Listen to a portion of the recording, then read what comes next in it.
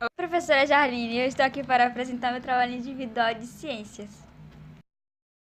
Vou começar pela evolução biológica. Os cenários da Terra vêm mudando desde que o planeta se formou, há mais ou menos 4,5 bilhões de anos.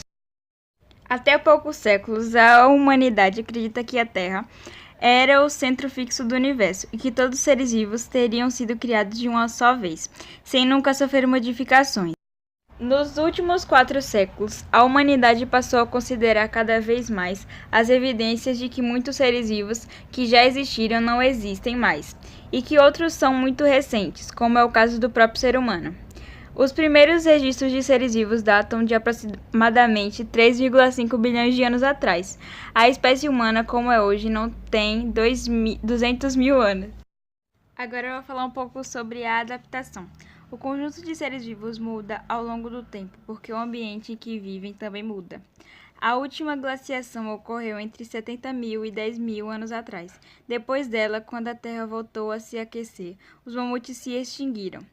Essas espécies são tão específicas para o frio, não conseguiam suportar altas temperaturas. Os mamutes tinham uma massa corporal enorme e uma capa de gordura que isolava o frio, não permitindo que perdessem calor.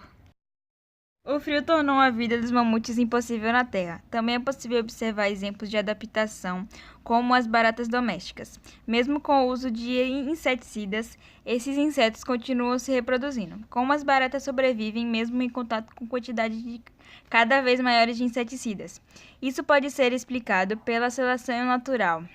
As baratas mais resistentes apresentam constituição genética que lhes confere imunidade ao veneno e permite que sobrevivam a ele. Nesse caso, o inseticida equivale a um fator ambiental que é fatal para algumas baratas, mas não para todas. Dessa forma, a evolução não depende apenas da adaptação, mas também do acaso. Agora eu vou falar um pouco sobre a seleção. O conceito principal envolvido na compreensão da evolução biológica é justamente o da seleção. No exemplo do mamute, houve uma seleção natural, porque a mudança do ambiente ocorreu sem ninguém provocá-la. Já em relação às baratas, houve seleção artificial, causada pelo ser humano que inventou e usa os inseticidas. Os seres humanos estão sempre desenvolvendo novos tipos de pesticidas e por isso as populações de insetos, de micro-organismos e outros similares são continuamente selecionadas.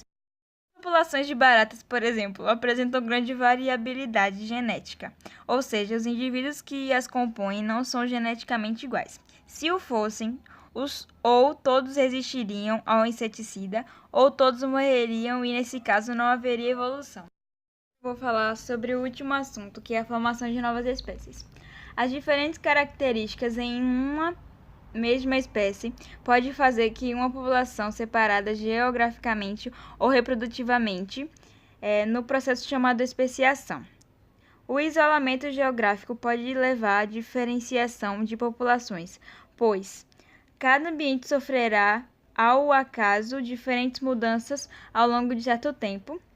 As populações em diferentes ambientes sofrerão adaptações casuais e algumas delas são selecionadas em função desses ambientes. Com o tempo, as populações originais vão acumulando diferenças, podendo se isolar reprodutivamente. O isolamento reprodutivo proporciona a formação de novas espécies. Nessa imagem eu vou falar sobre a especiação por isolamento geográfico e reprodutivo. Nessa primeira imagem, uma população de borboletas podem sobrevoar sobre montes pequenos. Nessa segunda imagem, com o passar do tempo, os montes se transformaram em uma cadeia de montanhas altas. Os grupos isolados fisicamente não podem se cruzar e trocar genes entre si. Cada grupo evolui separadamente, formando duas espécies diferentes. Nessa terceira imagem, após muitos anos, formaram-se uma falha na cadeia montanhosa, possibilitando a mistura das populações de borboletas. As duas espécies, porém, já acumularam tantas diferenças que não podem se cruzar. Há agora duas espécies que, se não disputarem os mesmos recursos, poderão sobreviver na mesma área. Esse processo pode ser chamado de isolamento reprodutivo ou especiação. E chegamos ao fim do meu trabalho.